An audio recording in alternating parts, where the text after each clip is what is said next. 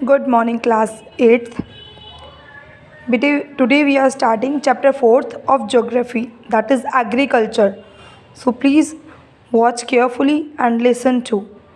Okay, so आपका agriculture के बारे में ये चैप्टर है. सो ये खेती बाड़ी एंड ऑल दैट इन सब के ऊपर, और आपके जो एग्रीकल्चर है, आपका जो खेती जो हम करते हैं, इसमें बहुत सारे अलग अलग जो टाइप्स हैं ये सारे इसमें डिस्कस किए जाएंगे. So let's start the chapter, and if you have any doubt you can ask me at any time. Okay, so Gurpreet, Madhav and Tina were walking through the village where they saw a farmer tilling land. The farmer told them that he was growing wheat and had just added manure to the soil to make it more fertile. He told the children that the wheat would fetch a good price in the mandi, from where it would be taken to factories to make bread and biscuits from flour. तो यहाँ पर देखिए जो story है, यहाँ पर simple सी आपको एक स्टोरी भी गिवन है कि गुरप्रीत, माधव और टीना जो हैं साथ में चल रहे हैं गांव में, और उन्होंने क्या देखा, एक फार्मर को देखा ज़मीन जोतते हुए. तो अब फार्मर उन्हें क्या बताता है कि वो क्या उगा रहे हैं, वो वीट उगा रहे हैं, गेहूँ उगा रहे हैं. और फिर उन्होंने मैन्योर मीन्स आपका खाद बोलते हैं, तो मैन्योर उन्होंने खाद जो है वो मिट्टी में मिला रहे हैं ताकि वो फर्टाइल मीन्स उपजाऊ, ताकि वो और ज़्यादा उपजाऊ हो सके और ज़्यादा अच्छे से फसल पैदा कर सके. ही टोल्ड द चिल्ड्रन, तो उन्होंने क्या बताया चिल्ड्रंस को कि ये जो वीट है बहुत अच्छे प्राइस पर मंडी में बिक जाएगा, और वहाँ से सभी जो ब्रेड मेकर्स हैं या फिर जो बिस्किट मेकर्स हैं वो ये इसको आटा बनाकर, मतलब इस गेहूँ से आटा बनाकर वो ब्रेड और बिस्किट्स बनाएंगे, फैक्ट्रीज़ में ले जाएंगे इसे. Okay, so this transformation from a plant to a finished product involves 3 types of economic activities. These are primary, secondary and tertiary activities. तो ये जो ट्रांसफॉर्मेशन हुआ है, कैसा ट्रांसफॉर्मेशन भाई, पहले आप गेहूँ उगा रहे हैं, फिर आप क्या कर रहे हैं, आगे गेहूँ से आप आटा बना रहे हैं, ठीक है, फिर आप आटे से बिस्किट या ब्रेड बना रहे हैं. तो यहाँ पर क्या हो रहा है, ये जो मतलब एक जो पूरा प्रोसेस है, ये पूरा प्रोसेस में 3 तरीके की इकोनॉमिक एक्टिविटीज़ जो है ना वो इंक्लूड की जाती हैं. तो कौन कौन सी एक्टिविटीज़ हैं वो, there are 3 types of economic activities. कौन कौन सी, primary, secondary and tertiary activities. तो सबसे पहले चलते हैं प्राइमरी एक्टिविटीज़ पर. Primary activities include all those connected with extraction and production of natural resources. Agriculture, fishing and gathering are good examples. Secondary activities are concern with the processing of these resources and manufacturing of steel, baking of bread, weaving of cloths are example of this activity. After that, tertiary activity provides support to the primary and secondary sectors through services. Transport, trade, banking, insurance, advertising are examples of tertiary activities. So please ध्यान से सुनिए बेटे कि जो primary activities है सारी ऐसी activities है जो कि नेचुरल रिसोर्सेज का प्रोडक्शन करने में हम काम करते हैं, ठीक है. जैसे नेचुरल रिसोर्सेज से जो भी हम काम, जैसे खेती बाड़ी हम कर रहे हैं, ज़मीन पर कर रहे हैं, वाटर के थ्रू कर रहे हैं, और क्या है, एग्रीकल्चर हो गया ये सारा, ठीक है. फिशिंग हो गया, नर्सरी का काम हो गया, मछली पालन हो गया, पोल्ट्री वगैरह हो गई, या डेयरी फार्मिंग जो होती है, ये सब क्या होता है, शीप से जो भी काम कर रहे हैं, मान लीजिए जो ऊन बना रहे हैं, मतलब शीप वगैरह से जो ऊन निकाल रहे हैं,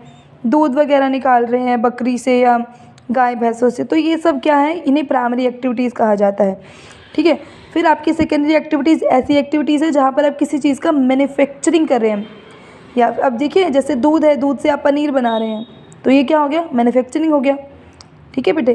तो ये सारी चीज़ें यहाँ पर आ जाती है. और क्या मैन्युफैक्चर कर सकते हैं, जैसे कोई भी ब्रेड वगैरह बेक कर रहे हैं आप, भाई आटे से आप ब्रेड बना रहे हैं, आटे से आप बिस्किट बना रहे हैं, तो ये मैन्युफैक्चरिंग हो गया. स्टील मैन्युफैक्चर कर रहे हैं आप, क्लॉथ्स वगैरह बुन रहे हैं, कपड़े बुन रहे हैं, वीव कर रहे हैं, तो ये सब मैन्युफैक्चरिंग का काम हो गया आपका सेकेंडरी एक्टिविटीज़ में. आफ्टर दैट जो टर्शियरी एक्टिविटीज़ है, ये कुछ अलग से काम नहीं करते, लेकिन ये क्या करते हैं, सपोर्ट देते हैं. ये आपके प्राइमरी और सेकेंडरी सेक्टर्स को सपोर्ट कैसे देते हैं, देखो कोई भी काम है, मान लीजिए खेती बाड़ी आपने कर ली है, अपनी फसलें आपने काट के रख ली हैं, पर उन फसलों को कुछ शहरों तक कौन पहुँचाएगा.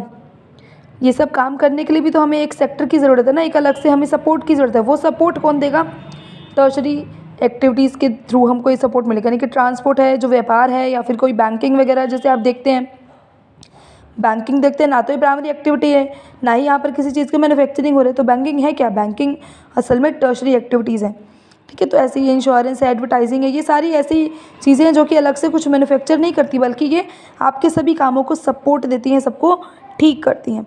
ठीक है। सो जो वर्ड एग्रीकल्चर है ये आया कहाँ से? The word agriculture is derived from Latin words ager और agri means soil and culture means cultivation. It means soil cultivation. Soil cultivation मतलब ज़मीन से जब हम बोकर ज़मीन में मतलब हम कुछ ऐसे काम करते हैं जिनसे फसलें वगैरह उगती हैं। ठीक है। तो एग्रीकल्चर वर्ड आपका लैटिन भाषा से आया है।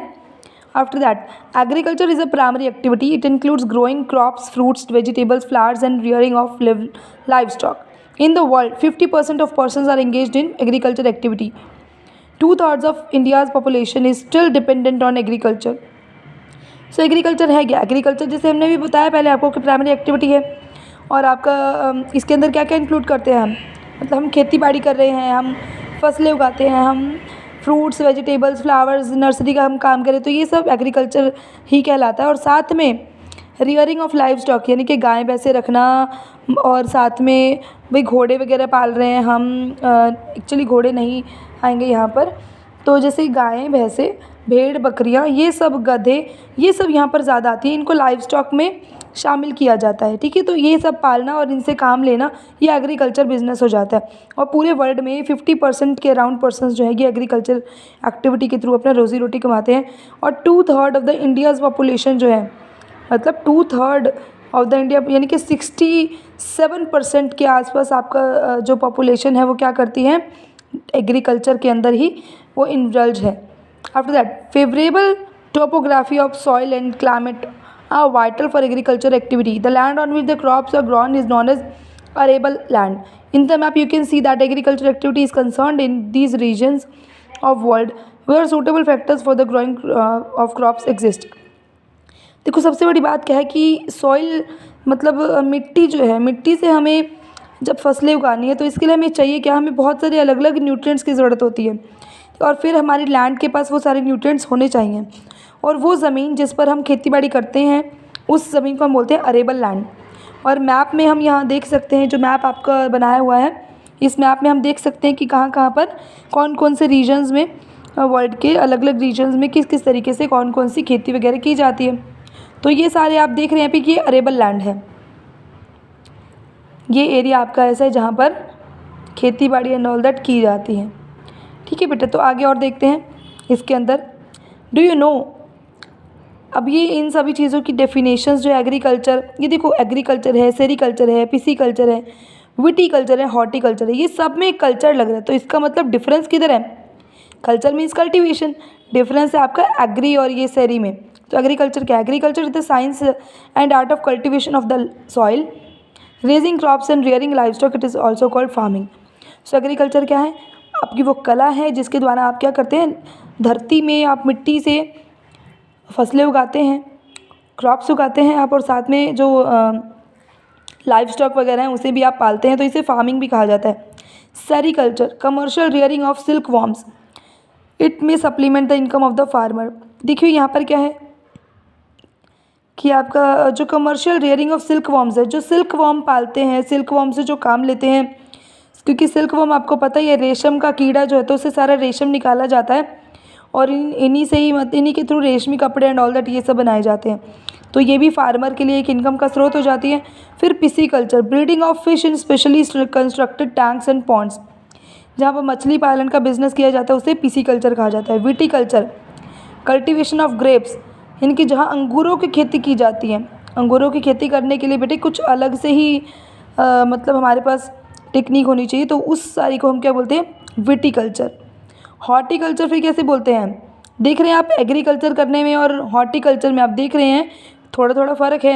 एग्रीकल्चर में आप लाइव स्टॉक को भी इंक्लूड करते हैं, ठीक है, क्रॉप्स को भी इंक्लूड करते हैं, लेकिन यहाँ हॉर्टिकल्चर में आप देख रहे हैं कि आप सिर्फ और सिर्फ वेजिटेबल्स को, फ्लावर्स को, फ्रूट्स को, जो कि कमर्शियल यूज़ के लिए आप बनाते हैं, सिर्फ कमर्शियल यूज़ के लिए आप जिनको उगाते हैं वही यहाँ पर इंक्लूड किए जाते हैं हॉर्टिकल्चर में। सो ये था आपका एग्रीकल्चर वाला टॉपिक। इसके बाद नेक्स्ट टॉपिक भी है इसमें, फार्म सिस्टम, वो नेक्स्ट वीडियो में डिस्कस किया जाएगा। कोई भी डाउट रहता है तो बेटे पूछ लेना।